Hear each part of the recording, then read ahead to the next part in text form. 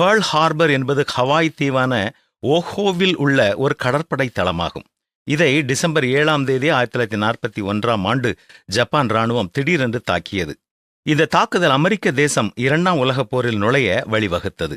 இந்த தாக்குதலின் விளைவாக 2400க்கும் மேற்பட்ட அமெரிக்கர்கள் இறந்து போனார்கள். அமெரிக்காவினுடைய பசிபிக் கடற்படைக்கு குறிப்பிடத்தக்க சேதமும் ஏற்பட்டது. டிசம்பர் 1991ஆம் ஆண்டு பேர்ல் ஹார்பர் தாக்குதலில் பங்கேற்ற முன்னாள் ஜப்பானிய கடற்படை விமானியான ஜென்சி அபே ஹவாய் திரும்பினார். டிசம்பர் 7, 1941 அன்று 1177 மாலுமிகளை கொன்றார்.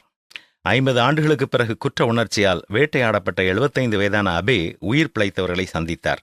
விழாவில் அவர் முழங்காலில் நின்று அழுதார். நான் உங்கள் தோழர்களை கொன்றேன், தயவுசெய்து என்னை மன்னியுங்கள். முன்னாள் படை வீரர் ரிச்சர்ட் பிஸ்கே தான் முதலில் அவரை அணுகி அரவணைத்தார். பிஸ்கே இறக்கும் வரை அவர்கள் நண்பர்களாக இருந்தார்கள். நினைவுச் சின்னத்திற்கு ரோஜாக்களை கொண்டு வந்து வைக்க அபே ஆண்டுதோறும் வருகை தந்தார்.